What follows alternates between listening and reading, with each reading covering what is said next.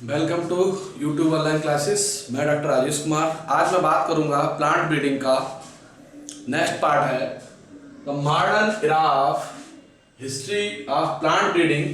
Modern era, तो basically modern era जो है वो 1952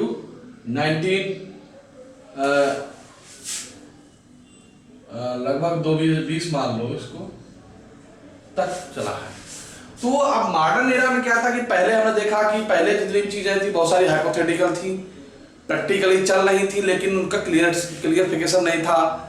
मेंडल ने ट्रेड करेक्टर को ट्रांसफर को खोजा कि किस तरीके से करेक्टर में ट्रांसफर होते हैं। फिर उसके बाद क्रोमोसोम की खोज हुई, फिर डीएनए की खोज हुई। इस तरीके से चीजें चलती रही और एडवांस होती रही जितनी जितनी टेक्निक चलती रही। तो जैसे जैसे लेटेस्ट टेक्निक आती रही उसी तरीके से प्लांट ब्रीडिंग में भी मॉडिफिकेशन होता रहा, प्लांट ब्रीडिंग का भी डेवलपमेंट होता रहा और उससे बहुत अच्छे अच्छे रिजल्ट आना स्टार्ट हुए। तो उसी क्रम में आज हम पढ़ेंगे history of plant breeding. First क्या है 1952। 50 के बाद 1952 में क्या होगा कि N F. Johnson the first suggested the use of multi line in oats. तो 1952 में यानी 1952 में जो एन.एफ. जॉनसन थे, इन्होंने सजेस्ट किया था कि किस तरीके से जो ओट्स होता है, जय जिसे कहते हैं, कि उसकी मल्टी लाइन प्लांट ब्रीडिंग में किस तरीके से मेथड को यूज कर सकते हैं। नेक्स्ट 1953 में N E Borlaug first outline the method of developing multi lines in wheat. और उस समय जो फादर ऑफ ग्रीन रिवॉल्यूशन भी कहा जाता है, तो इन्होंने बीट की मल्टी लाइन डेवलपिंग मेथड को बताया और उसमें प्लांट ब्रीडिंग में यूज किया। तो इन्होंने बोरलॉग ही जो पहले व्यक्ति थे जिन्होंने वीट के साथ साथ ग्रीन रेवोल्यूशन को इंट्रोड्यूस किया। किस तरीके से उन्होंने लॉन्ग वैरायटी को डॉर्फ वैरायटी में कन्वर्ट करा और यील्डिंग को बढ़ाया और उसको बर्ड लेवल पर इंट्रोड्यूस किया। तो और दूसरा हमारा था 1953 में वाटसन, क्रिक एंड विल्किंस ने जो था डीएनए का डबल हेलिक्स मॉडल प्रपोज किया था। Watson and Crick and Wilkins proposed a model of double helical structure of DNA को प्रपोज किया था। उधर हमारा काम चल रहा था क्रोमोसोम पर, जेनेटिक मैपिंग पे काम चल रहा था। इधर डीएनए की खोज की थी, मॉडल किस तरीके से डीएनए होता है, डबल हेलिक्स मॉडल होता है, डीएनए का काम चल रहा था। 1956 में फ्लोर नामक साइंटिस्ट ने क्या करा था, gene hypothesis for host parasite resistant के लिए इन्होंने जीन एंड जीन थीसिस दी थी कि जो हमारा होस्ट होता है और पैरासाइट होता है उसके बीच क्या रिलेशनशिप होता है। तो उसके रिलेटेड जो थी gene and gene hypothesis floor ने प्रपोज की थी। एक क्वेश्चन पूछ सकता है, gene and gene hypothesis proposed by floor. 1964 में Borlaug developed a high yielding semi dwarf variety of wheat which resulted green revolution. और उस समय जो काम कर रहे थे 1964 में नॉर्मन बोरलॉग को गेहूं की ऐसी वैरायटी प्राप्त हुई जो हाई यील्डिंग वैरायटी थी, रेजिस्टेंट थी, और उसी जो बीट की जो वैरायटी हुई थी उसी के परिणाम स्वरूप ग्रीन रिवॉल्यूशन का उदय हुआ। ग्रीन रिवॉल्यूशन जनरेट हो गया, क्रांति आ गई, अनाज क्रांति आ गई, जिससे कि जो हमारी भुखमरी थी, जो अनाज की कमी थी, उसको पूरा किया सके। तो बहुत बड़ा काम इन्होंने किया था कि इन्होंने dwarf variety, high yielding dwarf variety को प्रोड्यूस किया था। फिर 1965 में J E Grafius applied single seed descent method in oats. तो ओट के लिए उन्होंने SSD, single seed descent, SSD इन्होंने मेथड को डेवलप किया था। 1968 Donald develop the concept of crop ideotype in wheat. और डोनाल्ड ट्रंप ने 1968 में बीट क्रॉप के लिए एक आइडोटाइप जो था मॉडल डेवलप किया था।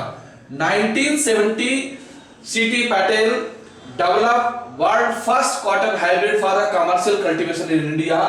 तो सीटी पटेल जो थे उन्होंने इंडिया में कल्टीवेशन के लिए पहला हाइब्रिड कमर्शियल प्लांट हमारा कॉटन का था, उसे डेवलप किया, यानी कि फर्स्ट कमर्शियल जो कॉटन प्लांट था हाइब्रिड, उसको डेवलप किया था इंडिया में 1970 में। 1970 में ही ग्रीन रिवॉल्यूशन के लिए यानी कि ड्वार्फ वैरायटी के लिए जो था और नॉर्मन बोरलॉग को नोबेल प्राइज दिया गया था ग्रीन रिवॉल्यूशन के लिए। 1970 में Brackohn and Boyer introduce to recombinant DNA technology, और इसी समय 1970 में ब्रैकओहन और बायर ने रिकॉम्बिनेंट डीएनए टेक्नोलॉजी को क्रिएट किया था, बताया था डीएनए कम्बिनेंट के बारे में। तो ये वो दौर था जिसमें बहुत तेजी से टेक्नोलॉजी का यूज होना स्टार्ट हो गया था। इसे हम कह सकते हैं कि टेक्नोलॉजी इरा, एडवांस इरा था जी हमारा।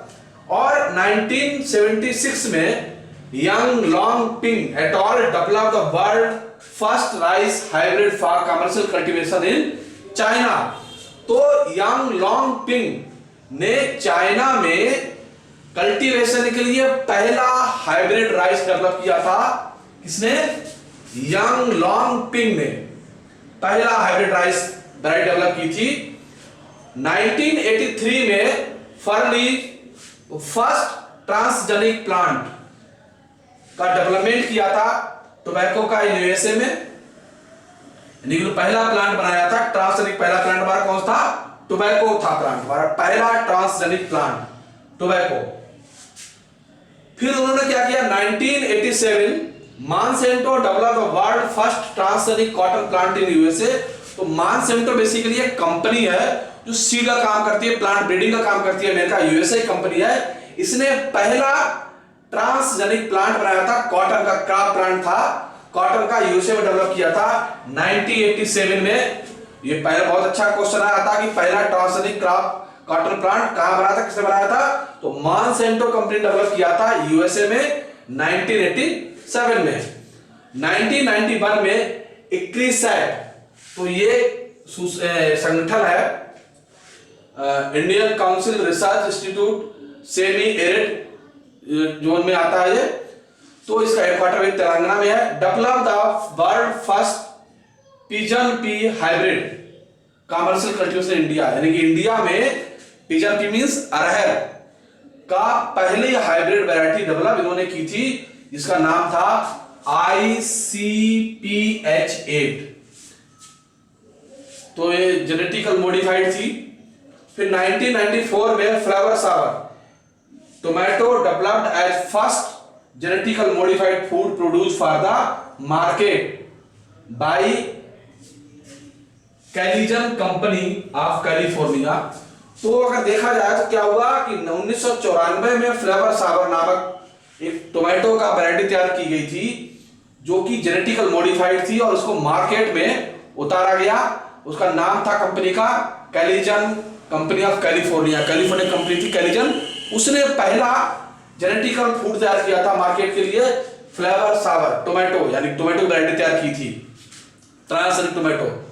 1995 में बीटी कॉटन डेवलप होगा। तो 1995 में बीटी कॉटन का डेवलपमेंट हुआ। तो बीटी कॉटन वाला डिटेल को कोई बात करेंगे बाद में। 1996 में glycophosphate resistant crop of soybean introduce, यानी कि सोयाबीन के अंदर ग्लाइकोफॉस्फेट रेजिस्टेंट डेवलप किया गया था। सोयाबीन वैरायटी के अंदर उसको इंट्रोड्यूस किया गया था और नई वैरायटी डेवलप की गई थी। तो इस समय अगर देखा जाए, इस तरीके से देखा जाए तो जो प्लांट ब्रीडिंग का मॉडल ले रहा था बहुत इंपॉर्टेंट था, और उसमें बहुत सारे उन्होंने काम किए थे उस समय, और जो बहुत डेवलप हुआ था टेक्नोलॉजी का बहुत तेजी से उसमें यूज किया गया था, जिससे कि इसका डेवलपमेंट किया जा सके। अब उसके बाद देखा जाए जो 1977 का टाइम था,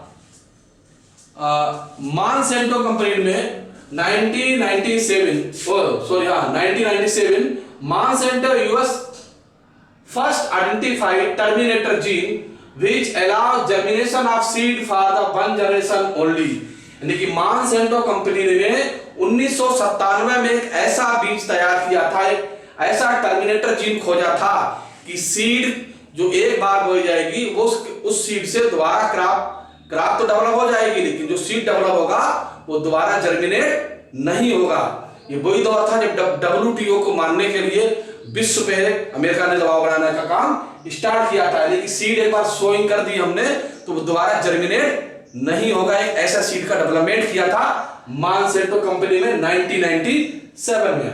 1998 में मॉन्सेंटो कंपनी यूएसए में identify the traitor gene which respond to specific brand of fertiliser and pesticide. और इसी कंपनी ने 1998 में एक बहुत विशेष प्रकार का जीन खोजा जो इंसेक्टिसाइड का और फर्टिलाइजर दोनों का काम कर रहा था। 2001 में एक एक्ट बना, protection of plant variety and farmers right act.